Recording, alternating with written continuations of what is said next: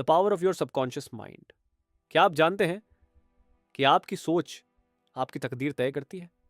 क्या आपने कभी सोचा है कि कुछ लोग बिना किसी एक्स्ट्रा मेहनत के सक्सेसफुल क्यों हो जाते हैं, जबकि कुछ लोग पूरी जिंदगी स्ट्रगल ही करते रहते हैं? कभी सोचा है कि कुछ लोग एक सीरियस बीमारी से सिर्फ यकीन के जरिए ठीक कैसे हो जाते हैं? या फिर कैसे कुछ लोग करोड़ों कमाते हैं और कुछ हमेशा कमी में जीते हैं? क्या ये किस्मत का खेल है? नहीं, ये है आपके माइंड का खेल, खासकर आपके सबकॉन्शियस माइंड का। आज की इस पावरफुल वीडियो में हम एक्सप्लोर करेंगे एक ऐसी किताब को जिसे पढ़कर लाखों लोगों की जिंदगी बदल चुकी है। The power of your subconscious mind by doctor Joseph Murphy. लेकिन ये कोई सिंपल बुक समरी नहीं है, ये एक जर्नी है आपके अंदर छुपी उस शक्ति को पहचानने की जो चुपचाप आपकी हर सोच, हर आदत, हर डिसीजन और हर रिजल्ट को कंट्रोल कर रही है।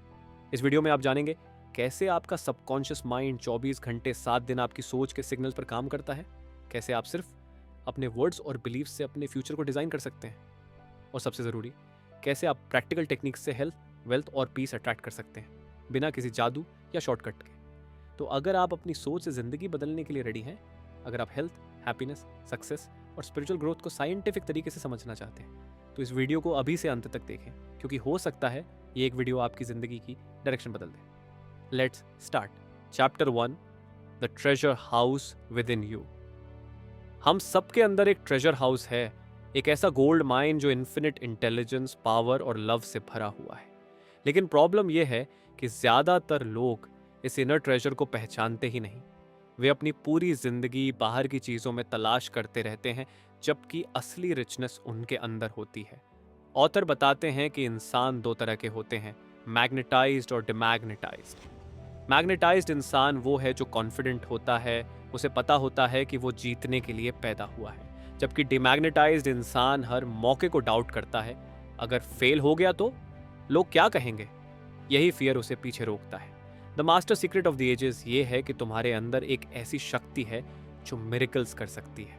ये कोई आउटर टेक्नोलॉजी नहीं, बल्कि तुम्हारा अपना सबकॉन्शियस माइंड है, वही माइंड जो सब कुछ क्वाइटली कंट्रोल करता है। इस पावर को अक्वायर करने की ज़रूरत नहीं है, ये पहले से ही तुम्हारे पास है, बस ज़रूरत है तो इसे सही तरह से यूज़ करने की। जब तुम अपने सबकॉन्शियस को अच्छे थॉट्स और स्ट्रॉन्ग बिलीफ से इम्प्रेस करते हो, तो वही पावर तुम्हारी लाइफ में हेल्थ, वेल्थ, सक्सेस और हैप्पीनेस लाती है। एग्जाम्पल के तौर पर एक वुमन ने अपने सबकॉन्शियस में बार बार यह डाला, I am wanted, I am happily married to a kind loving man, और कुछ ही हफ्तों में उसे एक ऐसा लाइफ पार्टनर मिला जो बिल्कुल वैसा ही था जैसा उसने इमेजिन किया था।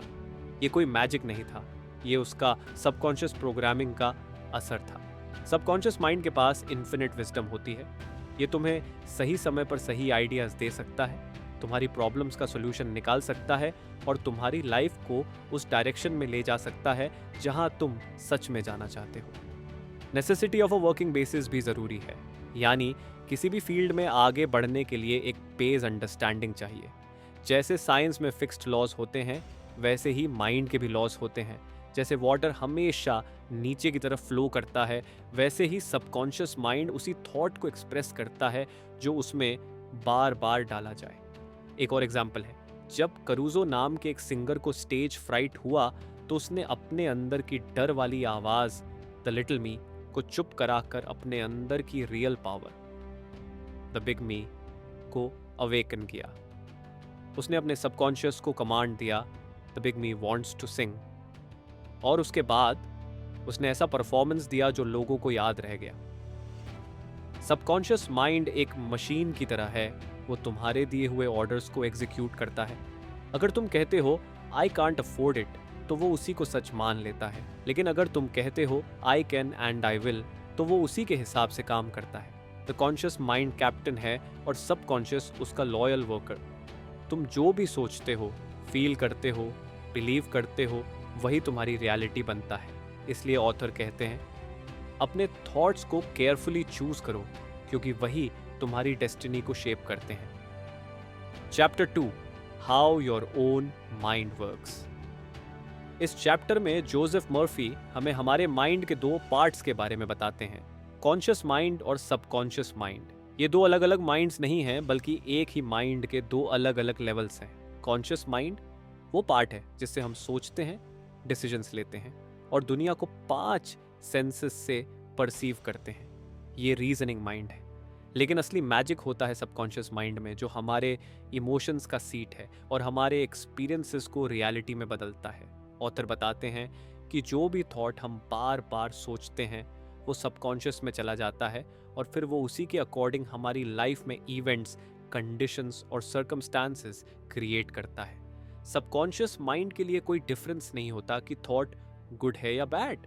वो हर थॉट को एक्सेप्ट कर लेता है और एक्शन में कन्वर्ट कर देता है। एग्जाम्पल, अगर तुम बार बार सोचते हो मैं फेल हो जाऊंगा, तो सबकॉन्शियस उसे एक कमांड की तरह लेता है और वैसी ही सिचुएशन क्रिएट कर देता है। लेकिन अगर तुम सोचते हो मैं कॉन्फिडेंट हूं, मैं कर सकता हूं, तो सबकॉन्शियस उसी बिलीफ के अनुसार काम करता है। सबकॉन्शियस रीजनिंग नहीं करता, बस रिएक्ट करता है। जैसे सॉइल हर तरह के सीड्स को ग्रो करता है, अच्छे या बुरे, वैसे ही सबकॉन्शियस हर तरह के थॉट्स को नर्चर करता है। इसलिए ये बहुत ज़रूरी है कि हम उसे सिर्फ पॉजिटिव थॉट्स से फीड करें। एक्सपेरिमेंट्स बाय साइकोलॉजिस्ट से ये प्रूव हुआ है कि हिप्नोसिस की कंडीशन में सबकॉन्शियस किसी भी सजेशन को सच मान लेता है, चाहे वो बिल्कुल गलत क्यों ना हो। अगर कोई हिप्नोटिस्ट कहे कि तुम नेपोलियन हो, तो तुम उस तरह बिहेव करने लगते हो। इससे ये सीख मिलती है कि अगर हम खुद को बार बार कुछ कहें, चाहे वो अच्छा हो या बुरा, सबकॉन्शियस उसे सच मान लेता है और वैसा ही रिजल्ट प्रोड्यूस करता है। ऑटो सजेशन की ताकत भी यहीं से आती है। जैसे एक यंग सिंगर ने बार बार खुद से कहा, I sing beautifully, I am calm and confident, और फिर कुछ ही दिनों में उसने फियर को ओवरकम करके एक अमेजिंग ऑडिशन दिया। सबकॉन्शियस माइंड पावरफुल है, लेकिन इनोसेंट भी है। वो मजाक नहीं समझता। अगर तुम कहो I will never be successful, तो वो उसे एक डायरेक्ट इंस्ट्रक्शन की तरह लेता है। सजेशन की ताकत इतनी स्ट्रांग होती है कि किसी इंसान ने कहा, I'd give my right arm to see my daughter cured, और कुछ महीनों में एक एक्सीडेंट में उसकी राइट आर्म कट गई और उसकी डॉटर ठीक हो गई। ये ड्रामेटिक एग्जाम्पल बताता है कि हमारे वर्ड्स और थॉट्स कितनी गहराई से असर डालते हैं। नेगेटिव सजेशंस को न्यूट्रलाइज करना सीखो। जैसे अगर कोई कहे तुम फेल हो जाओगे, तो तुम अपने माइंड में उससे उल्टा बोलो, I am born to win. Subconscious को वही सजेशंस दो जो तुम्हारे फेवर में हो। ऑथर की एक टेक्निक, अगर तुम्हें कोई आंसर चाहिए तो कहो, my subconscious knows the answer and it's responding to me now, और फिर रिलैक्स करो। यही फेथ, यही ट्रस्ट सबकॉन्शियस को एक्टिवेट करता है। Chapter 3, the miracle working power of your subconscious. इस चैप्टर में जोसेफ मर्फी बताते हैं कि हमारे अंदर मौजूद सबकॉन्शियस माइंड कोई आम शक्ति नहीं, बल्कि एक ऐसी मिरेकल वर्किंग पावर है जो हमारे शरीर, सोच और पूरे जीवन को ट्रांसफॉर्म कर सकती है। हमारा सबकॉन्शियस माइंड कॉन्स्टेंटली हमारी बॉडी के वाइटल फंक्शंस को कंट्रोल करता है, जैसे heart beat, digestion, blood circulation, cell regeneration, और ये सब हम कॉन्शियसली कंट्रोल नहीं कर सकते, लेकिन सबकॉन्शियस एफर्टलेसली करता है डे एंड नाइट। ऑथर बताते हैं कि सबकॉन्शियस माइंड ही तुम्हारी बुक ऑफ लाइफ है, यानी तुम जो कुछ भी सोचते हो, बिलीव करते हो, विजुअलाइज करते हो, वो सब इसमें रिकॉर्ड होता है और वो उसी के अनुसार तुम्हारी फिजिकल रियलिटी क्रिएट करता है। एक बहुत पावरफुल एग्जाम्पल दिया गया है। जोसेफ मर्फी खुद एक समय स्किन पर मैलिग्नेंसी से सफ़र कर रहे थे, जिसे मेडिकल टर्म्स में सार्कोमा कहा गया। उन्होंने मेडिसिन नहीं ली, बल्कि अपने सबकॉन्शियस माइंड को कमांड दिया, the power that created my body can heal it, और कुछ ही समय में वो पूरी तरह ठीक हो गए। इससे यही साबित होता है कि हमारा सबकॉन्शियस खुद को हील कर सकता है, लेकिन उसके लिए ज़रूरी है कि हम उसमें सही बिलीफ और राइट मेंटल इमेज को इम्प्रेस करें। ऑथर समझाते हैं कि अगर तुम्हें हेल्थ इश्यू है, तो तुम्हें अपने सबकॉन्शियस को बार बार फेथ के साथ पॉजिटिव अफर्मेशंस देनी होंगी, जैसे मैं पूरा स्वस्थ और मजबूत हूँ, every cell in my body is functioning perfectly. Subconscious को समझाने का तरीका ये है कि तुम बार बार कोई थॉट या इमेज उसके सामने दोहराओ, खास तौर पर उस समय जब तुम रिलैक्स हो या नींद में जा रहे हो, क्योंकि उस समय सबकॉन्शियस सबसे ज़्यादा रिसेप्टिव होता है। एक और अमेजिंग एग्जाम्पल दिया गया है। एक व्यक्ति की ऑप्टिक नर्व्स पूरी तरह डेड हो गई थी और डॉक्टर्स ने डिक्लेयर कर दिया था कि वो फिर कभी नहीं देख पाएगा, लेकिन उस आदमी ने अपने सबकॉन्शियस माइंड को विजुअलाइज करवाया कि वो देख पा रहा है। उसने ये इमेज इतनी बार अपने माइंड में दोहराई कि उसका सबकॉन्शियस उसे सच मान बैठा और मिरेकल हो गया। उसका विजन वापस आ गया। ऑथर इस चैप्टर में ये भी बताते हैं कि सबकॉन्शियस माइंड हमेशा तुम्हारे ही इंस्ट्रक्शन पर काम करता है। वो ना आर्ग्यू करता है, ना ओपोज। जो भी तुम उसे बिलीव करा कर दो, वो उसे एग्जीक्यूट कर देगा, चाहे वो पॉजिटिव हो या नेगेटिव। इसलिए अगर तुम डेली अपने सबकॉन्शियस को सही डायरेक्शन दो तो तुम्हें वो चीज़ें भी मिल सकती हैं जो आज तुम्हें इम्पॉसिबल लगती हैं। Perfect health, peace of mind, happiness या कोई भी goal. Chapter 4, mental healings in ancient times. इस चैप्टर में जोसेफ मर्फी हमें बताते हैं कि सबकॉन्शियस माइंड की जो हीलिंग पावर है वो कोई नई खोज नहीं है। दरअसल इसे इंसान सदियों से यूज करता आया है। फर्क बस इतना है कि पहले लोग इसे मिरेकल या डिवाइन पावर मानते थे, जबकि असल में ये माइंड की साइंटिफिकली एक्सप्लेनेबल पावर थी। एंशिएंट टेक्स्ट्स जैसे कि बाइबल में कई ऐसे हीलिंग मिरेकल्स का जिक्र मिलता है, जैसे कोई अंधा व्यक्ति देख सकता है, कोई लकवाग्रस्त चलने लगता है, कोई लेप्रोसी से ठीक हो जाता है। ये सब एग्जाम्पल्स उस वक्त डिवाइन कहे जाते थे, लेकिन ऑथर कहते हैं कि इनकी रूट कॉज थी पर्सन की डीप बिलीफ और फेथ, जिसने उसके सब कॉन्शियस माइंड को एक्टिवेट कर दिया। मर्फी बताते हैं कि दुनिया भर में अलग अलग जगहों पर हीलिंग श्राइन्स फेमस रहे हैं, जैसे लॉर्ड्स इन फ्रांस, जहाँ लाखों लोग जाते हैं और कुछ लोग ठीक भी हो जाते हैं। लेकिन वहां पर पानी में कोई जादू नहीं होता, असली जादू तो उस व्यक्ति के बिलीफ में होता है। एग्जाम्पल के तौर पर ऑथर बताते हैं कि paracelsus, एक स्विस डॉक्टर और थिंकर, का मानना था कि इंसान की इमेजिनेशन इतनी पावरफुल होती है कि वो बॉडी को ट्रांसफॉर्म कर सकती है। अगर तुम स्ट्रांगली इमेजिन करते हो कि तुम ठीक हो रहे हो, तो सबकॉन्शियस उस इमेजिनेशन को रियलिटी में बदलना शुरू कर देता है। इसी तरह बर्नहाइम नाम के एक फ्रेंच डॉक्टर ने एक्सपेरिमेंट्स किए थे, जहां लोगों को हिप्नोटाइज करके उन्हें फिजिकल सिम्टम्स दिए गए। जैसे उन्होंने कहा कि तुम्हारे हाथ पर ब्लिस्टर है, और कुछ समय बाद सच में ब्लिस्टर आ गया। इससे यह साबित होता है कि जब सबकॉन्शियस को कोई बात स्ट्रांगली सजेस्ट की जाती है तो बॉडी उस पर फिजिकल रिएक्शन देती है। ऑथर इस चैप्टर में समझाते हैं कि एंशिएंट रिचुअल्स, चांट्स, सिंबल्स और सेक्रेड ऑब्जेक्ट्स की हीलिंग पावर असल में उन ऑब्जेक्ट्स में नहीं थी, बल्कि उस व्यक्ति के स्ट्रॉन्ग बिलीफ में थी। जब भी किसी ने पूरी श्रद्धा, फेथ और एक्सपेक्टेशन के साथ हीलिंग की सोची, उसका सबकॉन्शियस एक्टिवेट हुआ और हीलिंग हुई। यही रीजन है कि दुनिया भर में अलग अलग सिस्टम्स, चाहे वो इजिप्शियन हो, इंडियन हो या क्रिश्चियन, सब में हीलिंग्स पॉसिबल हुई। प्रोसेस अलग था, लेकिन प्रिंसिपल यूनिवर्सल था, बिलीफ और सबकॉन्शियस का कनेक्शन। जोसेफ मर्फी ये भी हाईलाइट करते हैं कि हर व्यक्ति के अंदर ये सेम पावर आज भी मौजूद है। अगर एंशिएंट लोग इसे बिना साइंटिफिक नॉलेज के यूज कर सकते थे, तो हम आज की नॉलेज और अवेयरनेस के साथ इसे और भी पावरफुल तरीके से अप्लाई कर सकते हैं। Chapter 5, mental healings in modern times. इस चैप्टर में जोसेफ मर्फी बताते हैं कि जिस तरह एंशिएंट टाइम्स में लोग सबकॉन्शियस माइंड से हीलिंग करते थे, वैसी ही हीलिंग्स आज के मॉडर्न ईरा में भी पॉसिबल हैं, लेकिन आज हमारे पास इसका साइंटिफिक एक्सप्लेनेशन भी है। उन्होंने इसे कहा है प्रेयर थेरेपी, यानी वो प्रोसेस जहां कॉन्शियस और सबकॉन्शियस माइंड को साइंटिफिकली डायरेक्ट करके किसी बीमारी या प्रॉब्लम को हील किया जाता है। ऑथर कहते हैं कि जब तुम किसी चीज को स्ट्रांगली बिलीव करते हो, तो सबकॉन्शियस उसे एक कमांड की तरह एक्सेप्ट करता है और उस पर काम करने लगता है। इसी प्रिंसिपल को वो लॉ ऑफ बिलीफ कहते हैं। ये फर्क नहीं पड़ता कि तुम किस रिलीजन, प्रोसेस या टेक्निक को फॉलो कर रहे हो, काम करेगा सिर्फ तुम्हारा बिलीफ। फेथ हीलिंग भी इसी बेस पर काम करता है।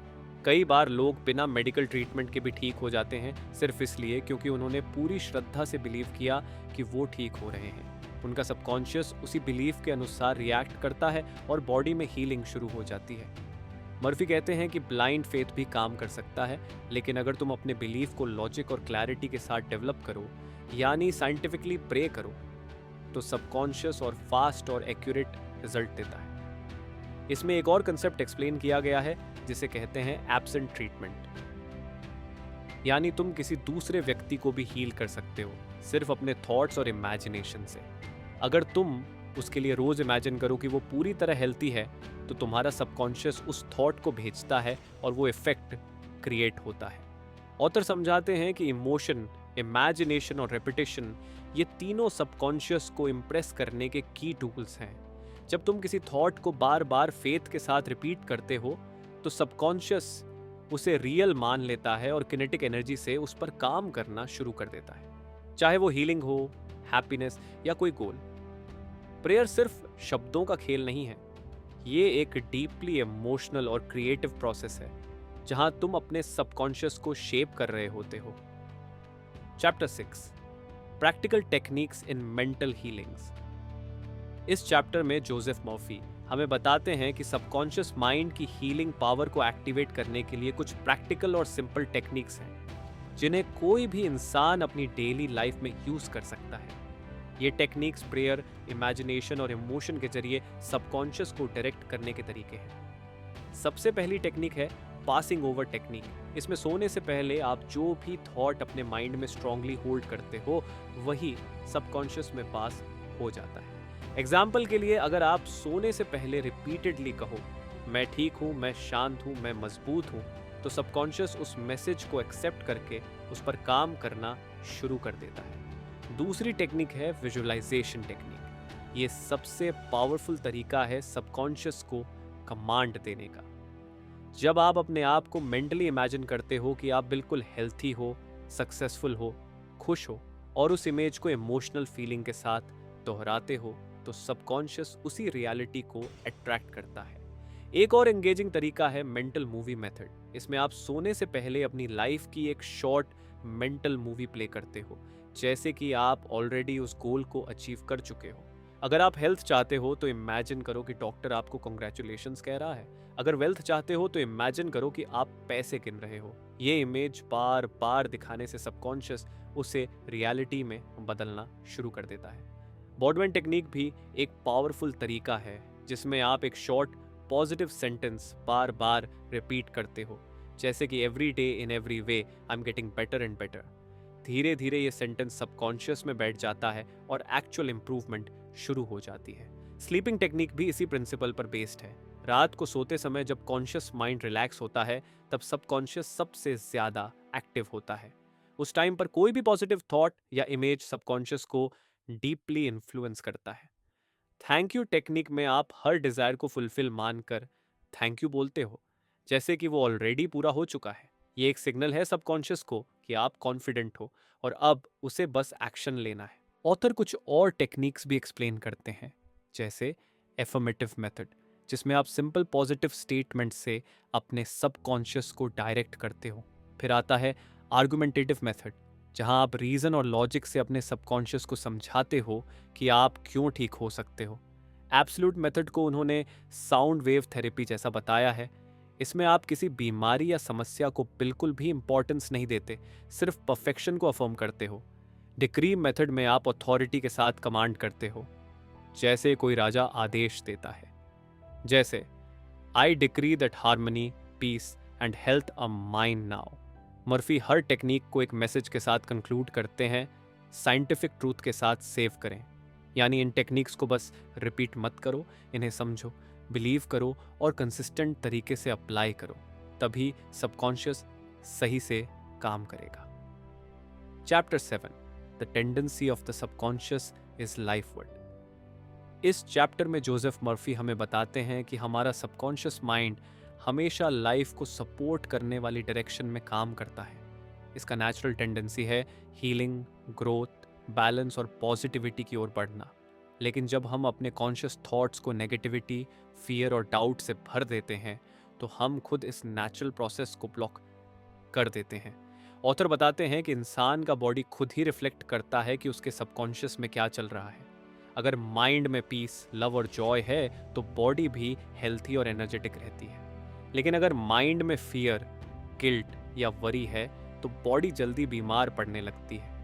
सबकॉन्शियस माइंड कॉन्स्टेंटली हमारी बॉडी के मिलियंस ऑफ फंक्शंस को मैनेज करता है बिना किसी कॉन्शियस एफर्ट के। तुम्हें ये सोचने की ज़रूरत नहीं पड़ती कि तुम्हारा हार्ट कैसे धड़क रहा है या सेल्स कैसे रीजनरेट हो रहे हैं। सबकॉन्शियस ये सब खुद कर रहा है विद परफेक्ट कोऑर्डिनेशन। ऑथर समझाते हैं कि जब हम नेगेटिव इमोशंस जैसे हेट, जेलसी, रिजेंटमेंट और फियर को बार बार रिपीट करते हैं तो ये इमोशंस हमारी बॉडी की हार्मनी को डिस्टर्ब करते हैं। इसका रिजल्ट होता है डिजीजेस, फटीग और स्ट्रेस। एक रियल लाइफ एग्जाम्पल में मर्फी बताते हैं कि एक महिला को पॉट्स डिजीज था, स्पाइनल ट्यूबरकुलोसिस। लेकिन जब उसने अपने सबकॉन्शियस को डेली बेसिस पर यह कमांड देना शुरू किया, God's healing love is flowing through me now, I am whole, तो कुछ ही समय में उसकी बॉडी ने नेचुरल हीलिंग शुरू कर दी। मर्फी इस चैप्टर में एक और इम्पॉर्टेंट ट्रूथ बताते हैं, it's normal to be healthy. Health हमारी नेचुरल स्टेट है और सिकनेस एक एबनॉर्मल कंडीशन है। सबकॉन्शियस हमेशा बैलेंस और हेल्थ की ओर काम करता है जब तक कि हम खुद उसे गलत थॉट्स और बिलीफ्स से डिस्टर्ब ना करें। फेथ, बिलीफ और एक्सपेक्टेशन, ये तीनों सबकॉन्शियस की डायरेक्शन को सपोर्ट करते हैं। जब आप बिलीव करते हो कि हीलिंग पॉसिबल है और डेली अपने सबकॉन्शियस को पीसफुल और पॉजिटिव इमेजेस से फिल करते हो, तो वो उसी रियलिटी को धीरे धीरे मैनिफेस्ट करना शुरू कर देता है। मर्फी ये भी बताते हैं कि दुनिया के मोस्ट सक्सेसफुल हीलर्स ने अपने सबकॉन्शियस को डीपली अंडरस्टैंड किया होता है। वो कॉन्शियसली अपने माइंड को ऐसी डायरेक्शन में फोकस करते हैं जहां सबकॉन्शियस नेचुरली ग्रो और हील करता है। सबकॉन्शियस कोई एक्सटर्नल टूल नहीं है, ये हमारी इनर इंटेलिजेंस है जो हर वक्त हमारे साथ है। बस हमें उससे सही तरीके से कम्युनिकेट करना आना चाहिए। Chapter 8, how to get the results you want. इस चैप्टर में जोसेफ मर्फी हमें सिखाते हैं कि अपने सबकॉन्शियस माइंड की मदद से हम कैसे अपने गोल्स और डिजायर्स को रियलिटी में बदल सकते हैं। लेकिन इसके लिए ज़रूरी है कि हम अपनी इमेजिनेशन को डिसिप्लिन करें और सही टेक्निक अपनाएं। सबसे पहली बात जो ऑथर बताते हैं वो है ईजी डज इट, यानी जब भी तुम सबकॉन्शियस को कोई थॉट दो तो उसे फोर्सफुली पुश करने की बजाय काल्मली और कॉन्फिडेंटली इमेजिन करो। जब तुम रिलैक्स होकर बिना प्रेशर के इमेजिन करते हो कि तुम्हारी डिजायर पूरी हो चुकी है, तो सबकॉन्शियस उस इमेज को धीरे धीरे रियलिटी में बदलना शुरू कर देता है। मर्फी कहते हैं कि इमेजिनेशन और डिजायर के बीच कोई कॉन्फ्लिक्ट नहीं होना चाहिए। कई लोग कॉन्शियसली कुछ और चाहते हैं लेकिन उनके अंदर की इमेजिनेशन उल्टी होती है। जैसे कोई कॉन्शियसली सक्सेस चाहता है लेकिन अंदर से सोचता है कि शायद वो फेल हो जाएगा। ऐसे में सबकॉन्शियस कंफ्यूज्ड हो जाता है और रिजल्ट नहीं आता। ऑथर इसे लॉ ऑफ रिवर्स्ड एफर्ट कहते हैं। जब तुम ज्यादा जोर लगाते हो तो उल्टा रिजल्ट आता है। इसलिए इमेजिनेशन को जबरदस्ती कंट्रोल करने की कोशिश मत करो, बल्कि सॉफ्टली और क्लियरली इमेजिन करो कि जो तुम चाहते हो वो ऑलरेडी तुम्हारे पास है। मर्फी 3 सरल चरण भी बताते हैं जो परिणाम पाने के लिए जरूरी हैं। रिलैक्स, पहले अपने शरीर और मन को शांत करो। इमेजिन, उसके बाद वो सीन इमेजिन करो जहां तुम अपनी डिजायर पूरी होते देख रहे हो। फील, उस सीन को फील करो जैसे वो सच में हो रहा है, अभी के अभी। एक एग्जाम्पल में उन्होंने बताया कि कैसे एक बिजनेसमैन ने अपने माइंड में इमेजिन किया कि उसके क्लाइंट उसे कॉन्ट्रैक्ट साइन करके दे रहा है। उसने ये सीन रोज इमेजिन किया और कुछ हफ्तों में वही हुआ। ऑथर ये भी कहते हैं कि फेथ और इमेजिनेशन का अलाइनमेंट होना बहुत ज़रूरी है। अगर अंदर डाउट है तो बाहर रिजल्ट नहीं आएगा। इसलिए इमेजिनेशन को पॉजिटिव बिलीफ के साथ सपोर्ट करना होगा।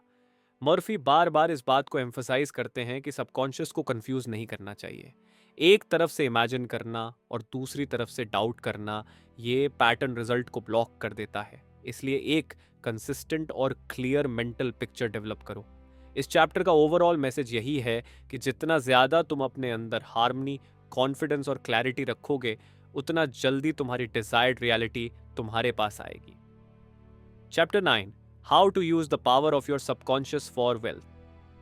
इस चैप्टर में जोसेफ मर्फी हमें बताते हैं कि वेल्थ यानी धन पहले माइंड में बनती है, फिर बाहर की दुनिया में दिखाई देती है।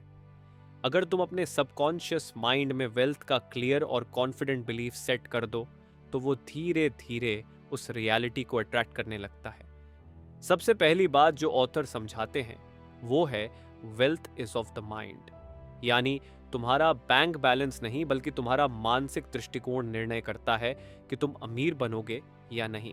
अगर तुम अंदर से बार बार सोचते हो कि तुम्हारे पास पैसे नहीं हैं तो सबकॉन्शियस उसी थॉट को पकड़कर तुम्हारे लिए और शॉर्टेज क्रिएट करता है।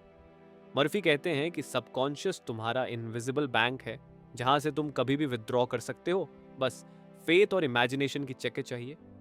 तुम जो अफर्म करते हो, विजुलाइज करते हो, उसी के हिसाब से सबकॉन्शियस तुम्हें अपॉर्चुनिटीज और आइडियाज भेजता है।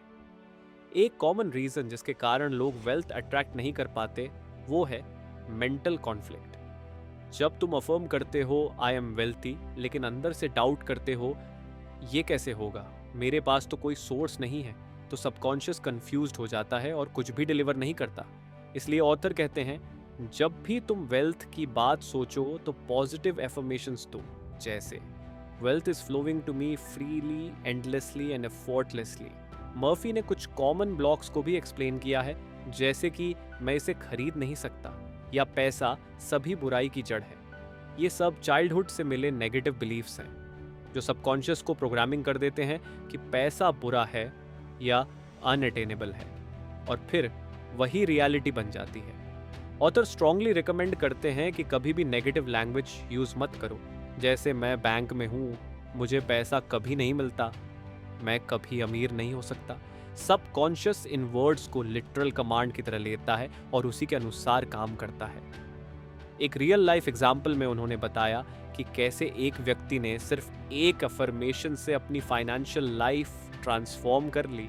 आई like money, I use it wisely, constructively and judiciously. Money is constantly circulating in my life and I use it for good only. कुछ हफ्तों में उस व्यक्ति को अनएक्सपेक्टेड जॉब ऑफर्स और फाइनेंशियल ग्रोथ मिलने लगी। मर्फी ये भी बताते हैं कि वेल्थ अट्रैक्ट करने के लिए स्लीप का भी यूज किया जा सकता है, जिसे उन्होंने कहा सोने से पहले सबकॉन्शियस को वेल्थ से जुड़ी इमेजेस दो, जैसे तुम अपने बिल्स पे कर रहे हो, शॉपिंग कर रहे हो, बैंक अकाउंट में बैलेंस देख रहे हो, और उस फीलिंग को दिल से फील करो। वेल्थ अट्रैक्ट करने के लिए ज़रूरी है कि तुम खुद को वर्दी फील करो। अगर तुम अंदर से गिल्टी फील करते हो या सोचते हो कि पैसा पाना गलत है, तो सबकॉन्शियस तुम्हें वेल्थ से दूर रखेगा। Chapter 10, your right to be rich. इस चैप्टर में जोसेफ मर्फी एक बोल्ड और क्लियर मैसेज देते हैं। रिच होना तुम्हारा जन्मसिद्ध अधिकार है। गरीबी कोई वर्च्यू नहीं है और न ही पैसे की कमी तुम्हें स्पिरिचुअल बनाती है, बल्कि जब तुम रिच होते हो मेंटली, इमोशनली और फाइनेंशियली, तभी तुम अपनी लाइफ को पूरी तरह से एक्सप्रेस कर पाते हो। ऑथर सबसे पहले बताते हैं कि मनी सिर्फ एक सिंबल है, एक तरीका है सर्विसेज और प्रोडक्ट्स एक्सचेंज करने का। इसका मतलब ये नहीं कि पैसा बुरा है या मटेरियलिस्टिक है। नेगेटिव बिलीफ्स जैसे मनी इज इविल या रिच लोग सेल्फिश होते हैं, ये सब थॉट्स हमारे सबकॉन्शियस को पॉवर्टी की तरफ कंडीशन कर देते हैं। मर्फी कहते हैं कि पॉवर्टी एक मेंटल डिजीज है, और जब तक तुम अंदर से इसे एक्सेप्ट करते रहोगे तब तक बाहर की रियलिटी भी वैसी ही रहेगी। सबकॉन्शियस वही रियलिटी बनाता है जो तुम अंदर से बिलीव करते हो। रिच बनने के लिए सबसे पहला स्टेप है मनी के लिए सही एटीट्यूड डेवलप करना। अगर तुम पैसे को लेकर गिल्टी फील करते हो या सोचते हो कि तुम उसे डिजर्व नहीं करते, तो सबकॉन्शियस तुम्हें बार बार उसी शॉर्टेज में बनाए रखेगा।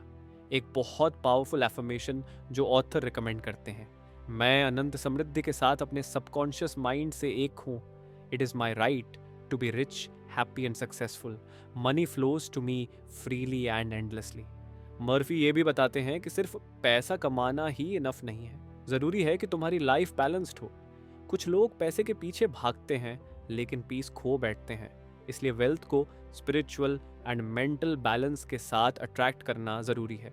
ऑथर एक एग्जाम्पल में बताते हैं कि कैसे एक व्यक्ति बार बार कहता था, मैं पर्याप्त नहीं हूँ, मैं अपने खर्चों को पूरा नहीं कर सकता, और उसका सबकॉन्शियस माइंड एग्जैक्टली वही क्रिएट करता रहा, शॉर्टेज और स्ट्रगल। जब उसने अपनी लैंग्वेज और थिंकिंग बदली तो कुछ ही महीनों में उसकी इनकम बढ़ने लगी। मर्फी ये भी समझाते हैं कि क्रिटिसिज्म और जेलसी मनी को दूर करने वाले इमोशंस हैं। अगर तुम दूसरों की प्रॉस्पेरिटी को देखकर जेलस होते हो या उनकी निंदा करते हो, तो तुम अपने सबकॉन्शियस को स्केर्सिटी से भर रहे हो। इसके बजाय ऑथर सजेस्ट करते हैं, मैं दूसरों की सफलता और समृद्धि में आनंद लेता हूँ। It means abundance is coming to me too. Subconscious mind तुम्हें लगातार सप्लाई दे सकता है जब तक तुम खुद उसके फ्लो को ब्लॉक न करो। तुम्हारा काम है बिलीव करना, फील करना और अलाइंड एक्शन लेना। रिच बनना न शर्म की बात है न गलती, ये तुम्हारा नेचुरल राइट है और सबकॉन्शियस इसे पूरा कर सकता है अगर तुम उसे सही इंस्ट्रक्शन दो। Chapter 11, your subconscious mind as a partner in success.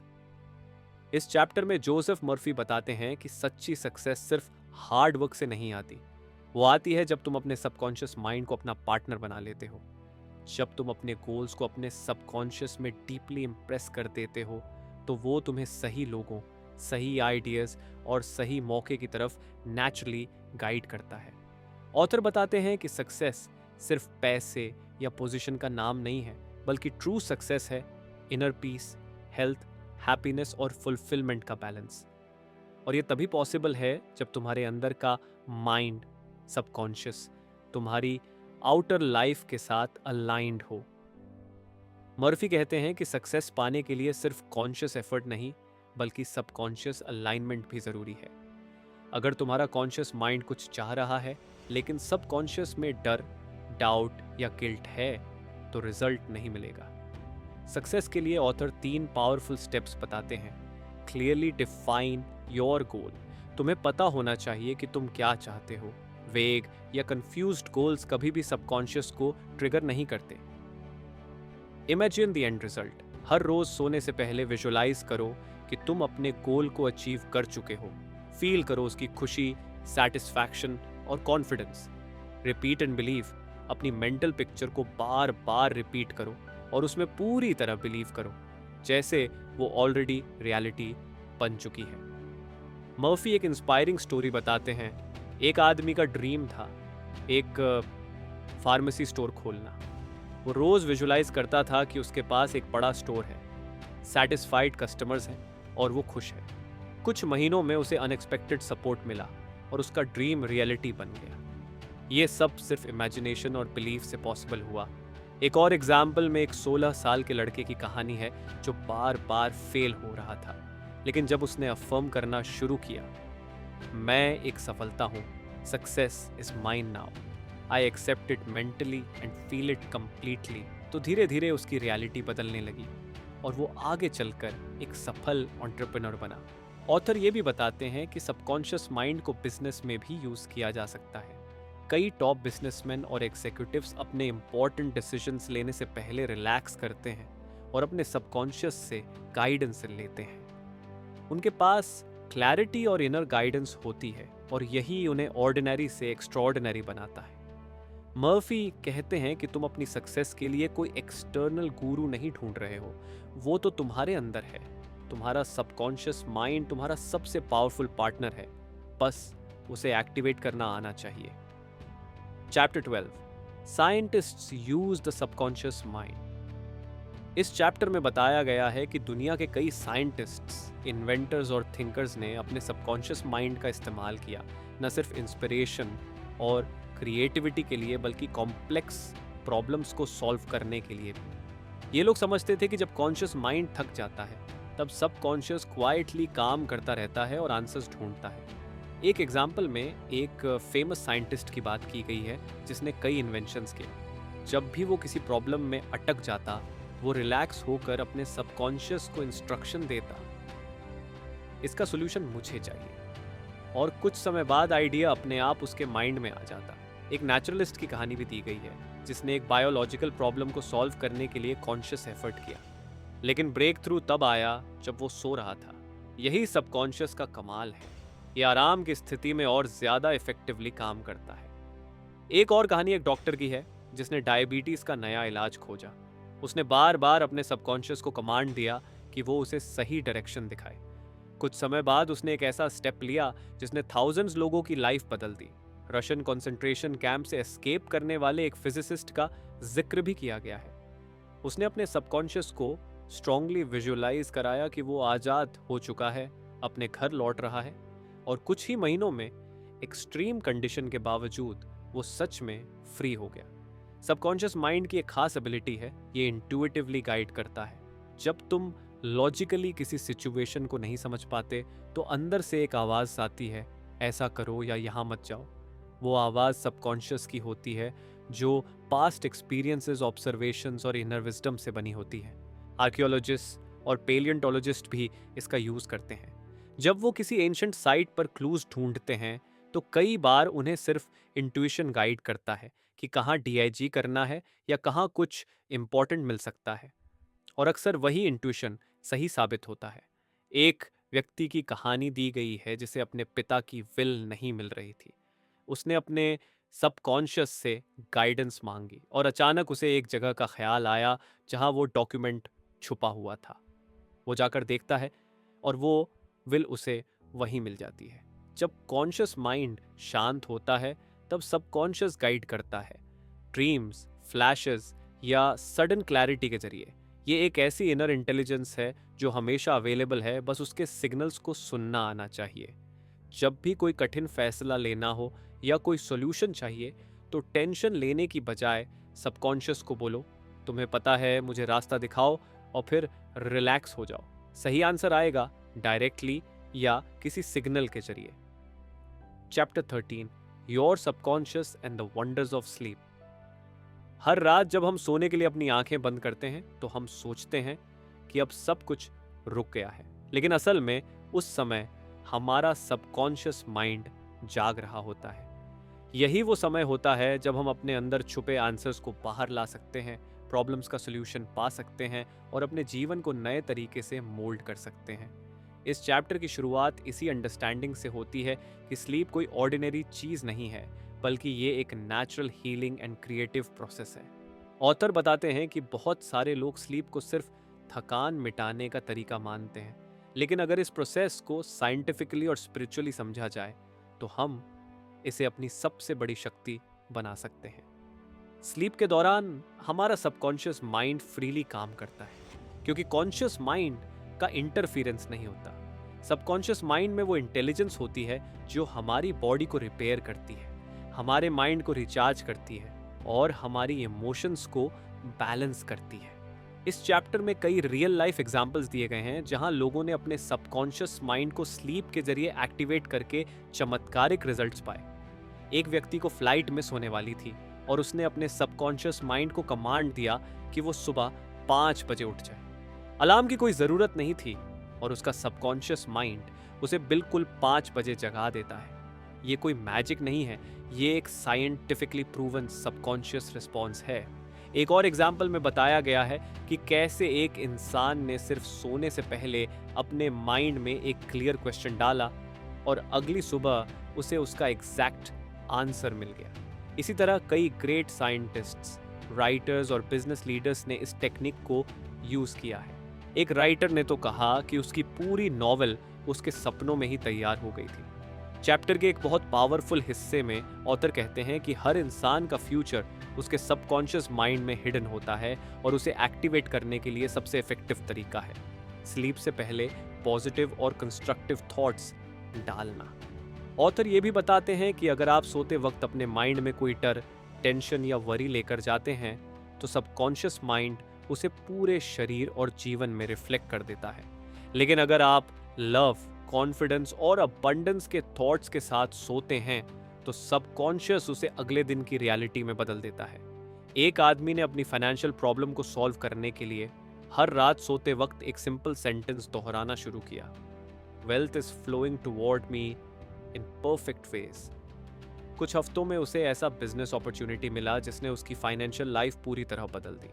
Chapter के अंत में ऑथर स्ट्रांगली रेकमेंड करते हैं कि आप हर रात सोने से पहले अपने सबकॉन्शियस माइंड को वाइजली यूज करें। चाहे आप हेल्थ चाहते हैं, पीस, सक्सेस या रिलेशनशिप्स में इम्प्रूवमेंट, स्लीप के दौरान दिया गया सही कमांड उसे रियलिटी बना सकता है। चैप्टर की सबसे बड़ी लर्निंग यही है कि सबकॉन्शियस माइंड नेवर स्लीप्स और हम जितना इसे कॉन्शियसली गाइड करेंगे उतना ही ये हमारी लाइफ को ट्रांसफॉर्म करेगा। Chapter 14, your subconscious mind and marital problems. हर शादीशुदा जिंदगी में चैलेंजेस आते हैं, लेकिन बहुत से कपल्स इन प्रॉब्लम्स को सिर्फ एक्सटर्नल सिचुएशंस या एक दूसरे की गलती मानते हैं, जबकि सच्चाई ये है कि मैरिटल इश्यूज की जड़ हमारे सबकॉन्शियस माइंड में होती है। जो थॉट्स हम अपने माइंड में बार बार दोहराते हैं वही हमारी मैरिड लाइफ की क्वालिटी तय करते हैं। इस चैप्टर की शुरुआत होती है मैरिज की मीनिंग से। मैरिज सिर्फ दो लोगों का साथ नहीं होता, बल्कि ये दो सबकॉन्शियस माइंड्स का भी मिलन होता है। अगर माइंड में नेगेटिव बिलीव्स, पास्ट एक्सपीरियंसेस या इमोशनल बैगेज भरा है तो वो धीरे धीरे रिलेशनशिप को डैमेज करने लगता है। एक महिला की कहानी बताई गई है जो बार बार गलत शादी के ट्रैप में फंस रही थी। पहली 2 मैरिजेस फेल होने के बाद भी वो खुद से ये कहती रही, ऑल मेन आर सेल्फिश। और यही बिलीफ उसके सबकॉन्शियस में इतना डीप बैठ गया था कि वो बार बार वैसे ही पार्टनर्स को अट्रैक्ट कर रही थी। जब उसने ये बिलीफ बदलकर I attract a kind, loving and spiritual partner कहना शुरू किया तो उसका पूरा एक्सपीरियंस बदल गया। एक और रियल लाइफ एग्जाम्पल में एक महिला ने प्रेयर के जरिए अपने सबकॉन्शियस को रीप्रोग्राम किया। उसने बार बार ये एफर्मेशन दोहराई, I am wanted, I am happily married to a kind and understanding man. कुछ ही हफ्तों में उसकी लाइफ में एक ऐसा इंसान आया जो पूरी तरह से उसके इमेजिनेशन के अनुसार था।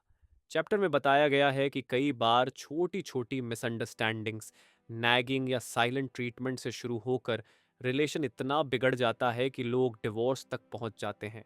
लेकिन ये सब प्रॉब्लम्स माइंडसेट और रिपीटेड नेगेटिव थॉट पैटर्न्स से शुरू होती हैं।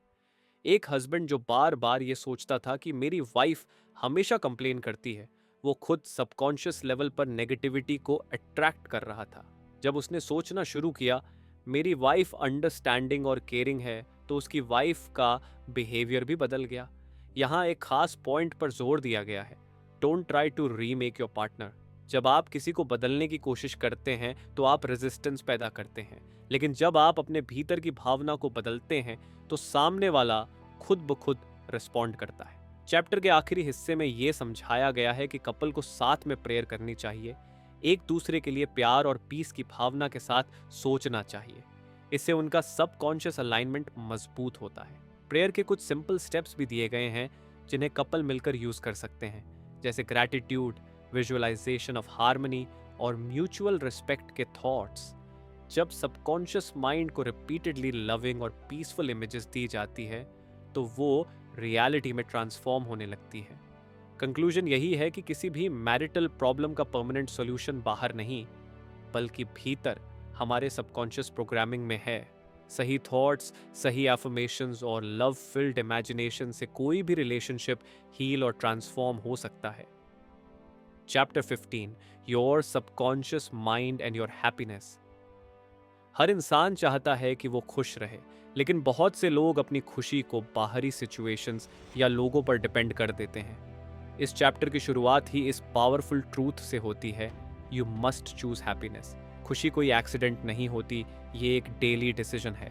बहुत से लोग सोचते हैं कि अगर उन्हें पैसा मिल जाए, कोई बेहतर जॉब मिल जाए या कोई पर्टिकुलर इंसान उनकी लाइफ में आ जाए तभी वो खुश होंगे, लेकिन ये सिर्फ एक इल्यूजन है। हैप्पीनेस एक्चुअली एक मेंटल हैबिट है जो हमें कॉन्शियसली डेवलप करनी पड़ती है। एक आदमी की एग्जाम्पल दी गई है जो बार बार यही सोचता था कि मैं तब खुश होऊंगा जब मेरे पास 1 लाख रुपये होंगे, लेकिन जैसे ही उसे वो अमाउंट मिला उसके माइंड ने नया कंडीशन सेट कर लिया, अब मैं तभी खुश होऊंगा जब मेरी शादी हो जाएगी और फिर जब बच्चे होंगे। इस साइकिल ने उसे कभी ट्रू हैप्पीनेस नहीं दी, वो हमेशा फ्यूचर में खुश रहने का वेट करता रहा। इसके उलट एक और एग्जाम्पल है एक व्यक्ति का जिसने अपनी लाइफ में एक रूल सेट कर लिया, I will be happy now. वो हर सुबह उठकर अपने सबकॉन्शियस माइंड को अफर्म करता, happiness is a habit, I choose to be happy today. और उसका मूड, एनर्जी और ओवरऑल लाइफ इससे पूरी तरह बदल गई। चैप्टर में एक और डीप पॉइंट पर एम्फासिस है, अनहैप्पीनेस एक हैबिट भी है। बहुत से लोग बिना रीजन के सैड, इरिटेटेड और डिप्रेस्ड फील करते हैं क्योंकि वो हैबिचुअली नेगेटिव थॉट्स में रहते हैं।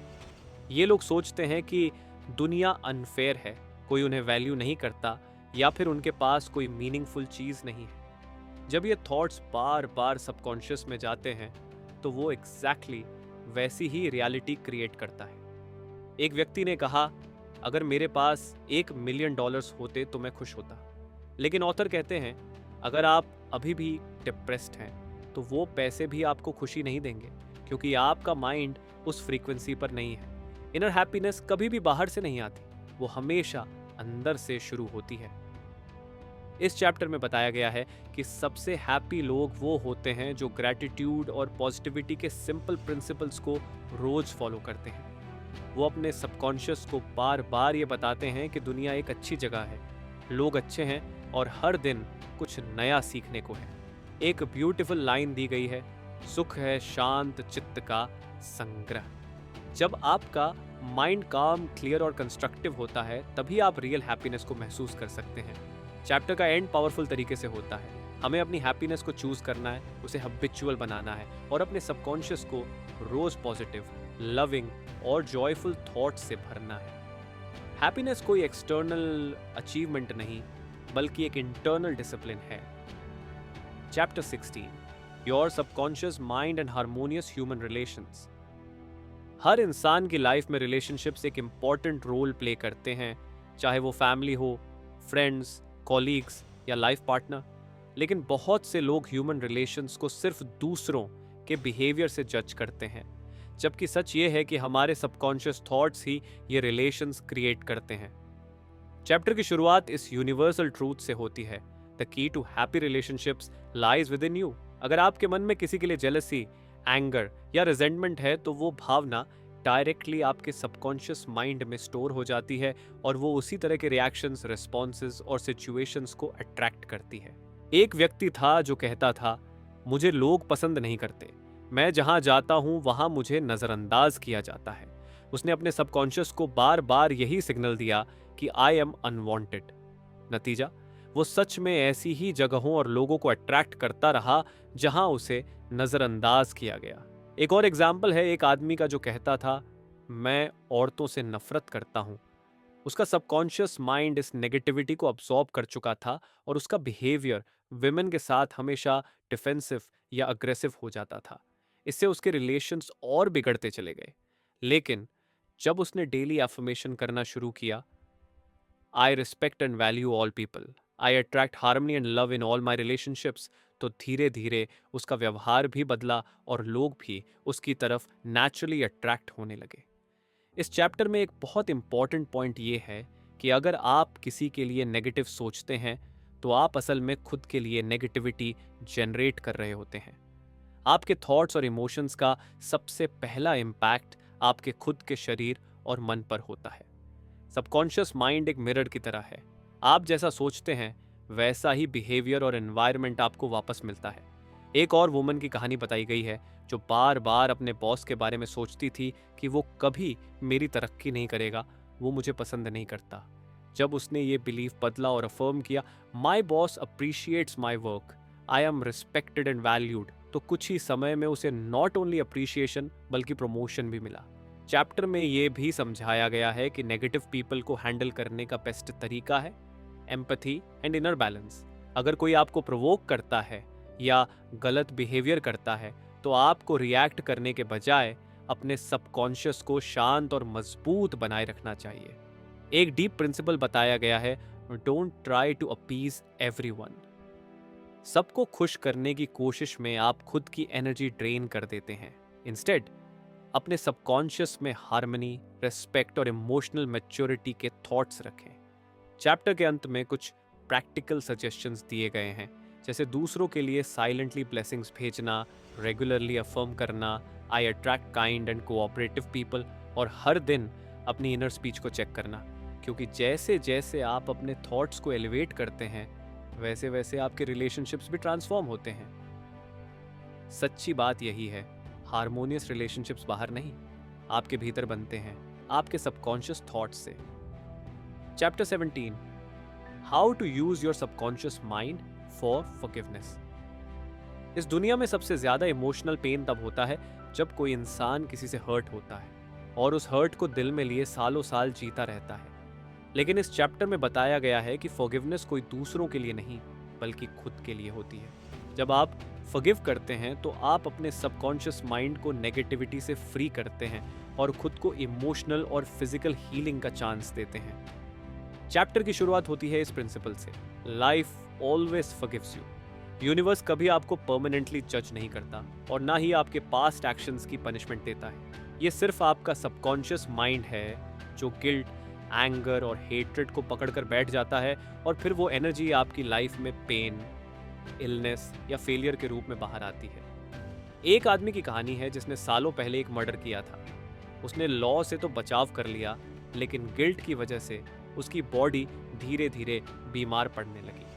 जब उसे ये समझ आया कि सेल्फ फॉरगिवनेस ही उसका एकमात्र सॉल्यूशन है, तो उसने अपने सबकॉन्शियस को बार बार सजेस्ट किया, I am forgiven, I am free, I release the past with love.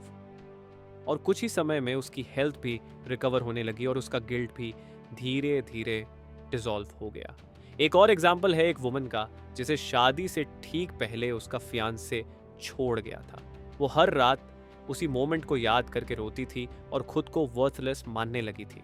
लेकिन जब उसने कॉन्शियसली डिसीजन लिया कि उसे फॉरगिव करना है और खुद को भी, तब जाकर वो पीस में जीने लगी। उसने बार बार अपने सबकॉन्शियस को मैसेज दिया, I choose peace, I let go, I forgive him and myself completely. और यही रेपिटेशन उसके अंदर इमोशनल फ्रीडम लेकर आई। चैप्टर में बताया गया है कि फॉरगिवनेस कोई लॉजिक या डिबेट नहीं है, ये एक इमोशनल रिलीज है।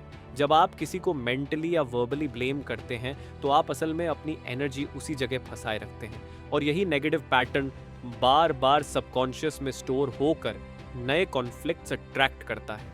एक पावरफुल टेक्निक भी दी गई है, द फॉरगिवनेस प्रेयर।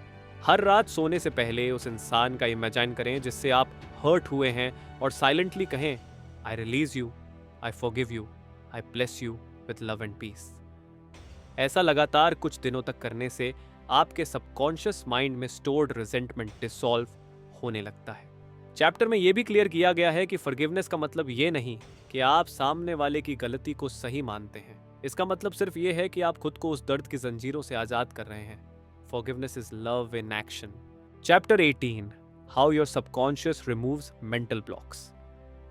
बहुत सारे लोग लाइफ में आगे बढ़ना चाहते हैं, better health, better career, better relationships, लेकिन फिर भी उनके रास्ते में इनविजिबल रुकावटें आती रहती हैं। ये रुकावटें बाहर नहीं होती, बल्कि हमारे सबकॉन्शियस माइंड में एग्जिस्टिंग मेंटल ब्लॉक्स होती हैं। और इस चैप्टर में बताया गया है कि कैसे ये ब्लॉक्स बनते हैं और कैसे सबकॉन्शियस की पावर से उन्हें ब्रेक किया जा सकता है। चैप्टर की शुरुआत होती है एक सिंपल ट्रूथ से, हर हैबिट पहले एक थॉट होती है। अगर वो थॉट बार बार दोहराई जाती है तो वो सबकॉन्शियस में जाकर एक बिलीफ बन जाती है, और फिर वो बिलीफ आपकी हैबिट्स और रिएक्शंस को कंट्रोल करने लगती है। चाहे वो फियर हो, एडिक्शन हो, प्रोक्रास्टिनेशन या सेल्फ डाउट, सबकी जड़ सबकॉन्शियस में बैठी हुई प्रोग्रामिंग होती है। एक आदमी की कहानी है जिसने अपने बारे में ये बिलीफ बना लिया था, आई एम अनलकी, कुछ भी करूं मुझे सक्सेस नहीं मिलती। वो बार बार ये सोचता रहा और उसका सबकॉन्शियस उस थॉट को रियलिटी में बदलता रहा। जब उसे ये समझ आया कि जो वो बार बार सोच रहा है वही उसकी रियलिटी बन रही है, तब उसने डिसीजन लिया कि वो अपना बिलीफ सिस्टम बदलेगा। उसने न्यू एफर्मेशन से अपने सबकॉन्शियस को रीप्रोग्राम करना शुरू किया। मैं भाग्यशाली हूं, I attract success, every effort I make leads me forward. कुछ ही समय में उसकी हैबिट्स बदली, एनर्जी बदली और अपॉर्चुनिटीज भी अट्रैक्ट होने लगी। एक और एग्जाम्पल है एक व्यक्ति का जिसे हर काम में यही लगता था कि कुछ न कुछ तो गलत होगा। ये सोच उसकी सबकॉन्शियस प्रोग्रामिंग बन चुकी थी और हर बार वो उस नेगेटिविटी को अट्रैक्ट करता था। लेकिन जब उसने ये सोचना शुरू किया, things always work out for me, तो उसकी रियलिटी भी वैसी ही बनने लगी। चैप्टर में ये भी बताया गया है कि कई बार लोग हीलिंग नहीं पा पाते क्योंकि उनके भीतर ये बिलीफ बैठा होता है कि मैं डिजर्व नहीं करता या मुझे सजा मिल रही है। इस गिल्ट बेस्ड थिंकिंग को रिप्लेस करने के लिए चैप्टर में एक टेक्निक दी गई है, लॉ ऑफ सब्स्टिट्यूशन, यानी नेगेटिव थॉट की जगह धीरे धीरे पॉजिटिव थॉट डालना जब तक वो पुराना पैटर्न वीक होकर टूट ना जाए। अल्कोहलिज्म और एडिक्शंस के केस में भी यही प्रिंसिपल अप्लाई होता है। जब कोई बार बार ये कहता है आई एम वीक, मैं कंट्रोल नहीं कर सकता, तो वो सबकॉन्शियस को इसी पैटर्न में ट्रैप कर देता है। लेकिन अगर वो बार बार ये दोहराए आई am free, I choose health, my mind is powerful, तो सबकॉन्शियस एक न्यू पाथ क्रिएट करने लगता है। चैप्टर में 3 मैजिक स्टेप्स भी बताए गए हैं। डिसीजन कि आपको क्या चाहिए, बिलीफ कि आप उसे पा सकते हैं, परसिस्टेंस जब तक सबकॉन्शियस उसे रियलिटी ना बना दे। एक आदमी जो खुद को जिंक्स्ड मानता था, जब उसने ये एक्सेप्ट किया कि उसकी प्रॉब्लम बाहर नहीं बल्कि उसकी अंदर की सोच में है, तो वही अवेयरनेस उसका पहला हीलिंग स्टेप बना। निष्कर्ष में एक सुंदर रिमाइंडर दिया गया है, आपका सबकॉन्शियस कोई एनिमी नहीं है, वो सिर्फ आपका आदेश मानता है। अगर आप उसे ब्लॉक करोगे तो वो ब्लॉक करेगा। अगर आप उसे फ्रीडम, फेथ और पॉजिटिविटी दोगे तो वो आपको ओपन पाथ देगा। Chapter 19, how to use your subconscious mind to remove fear. डर इंसान की सबसे बड़ी इमोशनल वीकनेसों में से एक है। ये ना सिर्फ हमारे डिसीजंस को इन्फ्लुएंस करता है बल्कि हमारी हेल्थ, कॉन्फिडेंस और ग्रोथ को भी साइलेंटली डैमेज करता है। इस चैप्टर में बताया गया है कि फियर कोई एक्सटर्नल रियलिटी नहीं बल्कि एक मेंटल पैटर्न है और इसे सबकॉन्शियस माइंड के थ्रू परमानेंटली एलिमिनेट किया जा सकता है।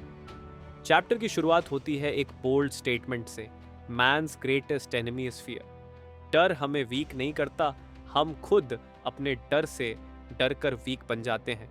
और ये डर दो सोर्सेस से आता है, इनहेरिटेड चाइल्डहुड कंडीशनिंग, सोसाइटी, और self created wrong beliefs, imagination. एक सिंगर की कहानी दी गई है जिसे स्टेज फ्राइट था। वो जैसे ही ऑडियंस के सामने जाती उसकी आवाज़ कांपने लगती। जब उससे पूछा गया कि ये डर क्यों है तो उसने कहा, मैं फेल हो जाऊंगी, लोग हंसेंगे। ये थॉट्स बार बार उसके सबकॉन्शियस में गए और एक फियर पैटर्न बन गया। लेकिन जब उसने अपने सबकॉन्शियस को अफर्म करना शुरू किया, I love singing, the audience loves me, I am confident, तो कुछ ही समय में उसका डर गायब हो गया। ऑथर कहते हैं, do the thing you fear और डर अपने आप मर जाएगा। एक आदमी को पानी से बहुत डर लगता था। उसे लगता था कि वो डूब जाएगा। लेकिन जब उसने स्टेप बाय स्टेप खुद को एक्सपोज किया और साथ में बार बार सबकॉन्शियस को पॉजिटिव कमांड्स दी, मैं सुरक्षित हूँ, वाटर सपोर्ट्स मी, आई फ्लोट ईजिली, तो उसने स्विमिंग सीख ली और उसका डर हमेशा के लिए खत्म हो गया। चैप्टर में एक यूनिवर्सल टेक्निक बताई गई है, master technique for any fear. डर की एग्जैक्ट इमेज को आइडेंटिफाई करें, फिर उसका एग्जैक्ट ऑपोजिट इमेज इमेजिन करें, ईजी कॉन्फिडेंस, सेफ्टी, सक्सेस। अब उसी ऑपोजिट इमेज को बार बार अपने सबकॉन्शियस में एम्बेड करें, हर दिन शांत माइंड से, विश्वास के साथ। एक आदमी को एलिवेटर से एक्सट्रीम फियर था।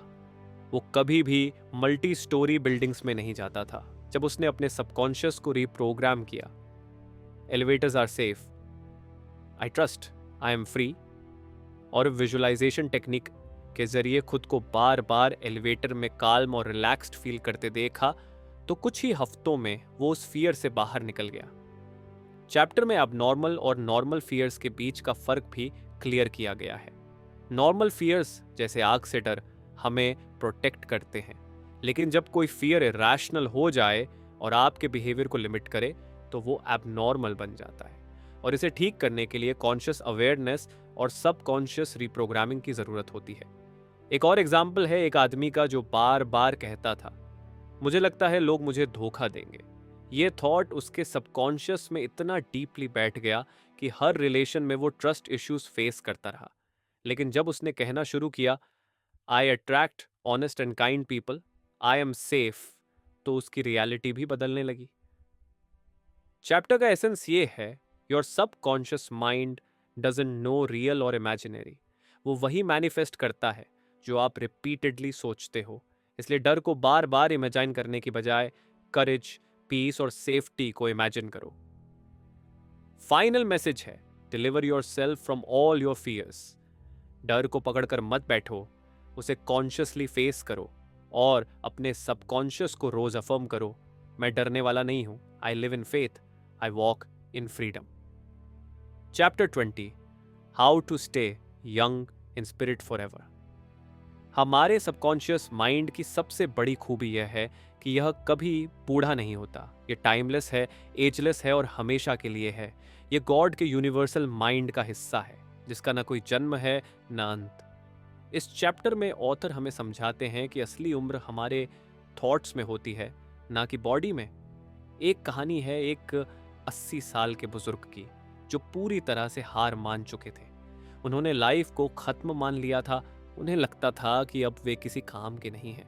दरअसल वे फिजिकली नहीं, मेंटली बूढ़े हो चुके थे और उनका सबकॉन्शियस माइंड उसी मेंटल एटीट्यूड को रिफ्लेक्ट कर रहा था। ऑथर कहते हैं, age is the dawn of wisdom, यानी बढ़ती उम्र कोई एंड नहीं बल्कि एक नए विजडम की शुरुआत है। 65, 75 या 85 साल की उम्र भी लाइफ का सबसे प्रोडक्टिव हिस्सा हो सकता है, अगर आप बिलीव करें और अपने सबकॉन्शियस को यही मैसेज दें। ओल्ड एज को एक कर्स की तरह नहीं बल्कि एक बदलाव की तरह एक्सेप्ट करना चाहिए। हर लाइफ फेज एक नई अपॉर्चुनिटी होती है ग्रो करने की। जब आप पेशेंस, काइंडनेस, जॉय, हार्मनी जैसे क्वालिटीज को अपनाते हैं तो आप स्पिरिचुअली और मेंटली यंग बने रहते हैं। चैप्टर में कई रियल लाइफ एग्जाम्पल्स भी दिए गए हैं, जैसे एक सर्जन जो 84 की उम्र में भी ऑपरेट करते हैं, एक आदमी जो 99 साल की उम्र में भी मेंटली शार्प है, और कई ऐसे लोग जिन्होंने अपनी लाइफ की सबसे बड़ी अचीवमेंट्स बुजुर्ग होने के बाद की। ऑथर ये भी बताते हैं कि डाइट्स और एक्सरसाइज अलोन आपको यंग नहीं रख सकते, आपकी थॉट्स ही आपको यंग या ओल्ड बनाती हैं। अगर आप नेगेटिविटी, फियर, फ्रस्ट्रेशन या बोर्डम को अपनाते हैं तो जल्दी बूढ़े हो जाएंगे, लेकिन अगर आप नए आइडियाज के लिए ओपन रहते हैं तो आप हमेशा यंग महसूस करेंगे। रिटायरमेंट को एक एंड की तरह नहीं, एक नई जर्नी की शुरुआत मानो। कुछ नया सीखो, नई हॉबीज अडॉप्ट करो और अपनी विजडम को दुनिया से शेयर करो। ये एक मौका है दूसरों को गाइड करने का, इंस्पायर करने का। चैप्टर का फाइनल मैसेज बहुत पावरफुल है। You are as young as you think you are. अपने माइंड को पॉजिटिव थॉट से भर दो और आप देखोगे कि फिजिकल उम्र मैटर नहीं करती। सीक्रेट ऑफ यूथ है लव, जॉय, पीस और स्पिरिचुअल अवेयरनेस। इस तरह हम अपने सबकॉन्शियस माइंड की मदद से ना सिर्फ फिजिकली फिट रह सकते हैं बल्कि मेंटली और स्पिरिचुअली हमेशा यंग बने रह सकते हैं। कंक्लूजन, इस पूरी किताब से हमें यह गहरी समझ मिलती है कि हमारा सबकॉन्शियस माइंड सिर्फ एक मानसिक शक्ति नहीं बल्कि हमारी जिंदगी के हर एस्पेक्ट का फाउंडेशन है। हेल्थ, वेल्थ, रिलेशनशिप्स, कॉन्फिडेंस और हैप्पीनेस, सब कुछ इसी पर निर्भर करता है। डॉक्टर जोसेफ मर्फी इस बात पर जोर देते हैं कि हमारे अंदर एक इन्फिनिट इंटेलिजेंस है जो हर समय हमारे साथ काम कर रही है, लेकिन हम तभी उसका लाभ उठा सकते हैं जब हम उसे कॉन्शियसली और पर्पसफुली गाइड करना सीखें। किताब की सबसे बड़ी टीचिंग ये है कि हमारे थॉट्स ही सीड्स होते हैं जो हमारे सबकॉन्शियस माइंड की फर्टाइल सॉइल में बोए जाते हैं। अगर हम फियर, एंजाइटी, गिल्ट या नेगेटिविटी जैसे विचार बार बार दोहराते हैं तो सबकॉन्शियस माइंड उन्हें रियलिटी में बदल देता है। लेकिन वही अगर हम सक्सेस, लव, पीस, हेल्थ और अबंडेंस की पॉजिटिव एफर्मेशंस दें तो सबकॉन्शियस उसी को मैनिफेस्ट करता है। डॉक्टर मर्फी बताते हैं कि सबकॉन्शियस को इन्फ्लुएंस करने के लिए टूल्स हमारे पास हैं, जैसे साइंटिफिक प्रेयर जो कॉन्शियस और सबकॉन्शियस माइंड के बीच हार्मनी बनाता है, ऑटो सजेस्शन जिससे हम अपने मन को बार बार डिजायर्ड गोल के लिए ट्रेन करते हैं, विजुअलाइजेशन यानी मेंटल। एक और पावरफुल मैसेज ये है कि सबकॉन्शियस लॉजिक की भाषा नहीं, इमोशंस और बिलीव्स की भाषा समझता है। इसलिए सिर्फ सोचने से कुछ नहीं होगा, आपको उस सोच पर विश्वास करना होगा, उसे फील करना होगा। किताब ये भी बताती है कि हमारी फिजिकल हेल्थ भी मेंटल पैटर्न से जुड़ी है। अगर आप बिलीव करते हैं कि आप बीमार हैं तो सबकॉन्शियस बॉडी में वही सिम्टम्स क्रिएट कर सकता है, लेकिन अगर आप डेली अपने सबकॉन्शियस को परफेक्ट हेल्थ का संदेश देते हैं तो वो आपकी बॉडी को नेचुरली हील करने लगता है। एक और इंस्पायरिंग पॉइंट है कि उम्र सिर्फ एक नंबर है। आप जितना एनर्जेटिक, होपफुल और पर्पसफुल सोचेंगे उतने ही यंग और प्रोडक्टिव बने रहेंगे। कई एग्जाम्पल्स इस बात को सपोर्ट करते हैं जहां लोगों ने 70, 80 या 90 की उम्र में भी नए गोल्स अचीव किए। किताब का आखिरी और सबसे डीप संदेश यह है कि आप अपनी सोच बदल कर अपनी डेस्टिनी बदल सकते हैं। सबकॉन्शियस माइंड न तो गुड और बैड को जज करता है और न ही रीजन करता है, वह सिर्फ वही काम करता है जो आप बार बार और विश्वास के साथ सोचते हैं। तो दोस्तों, ये थी इस किताब की समरी और इसके मुख्य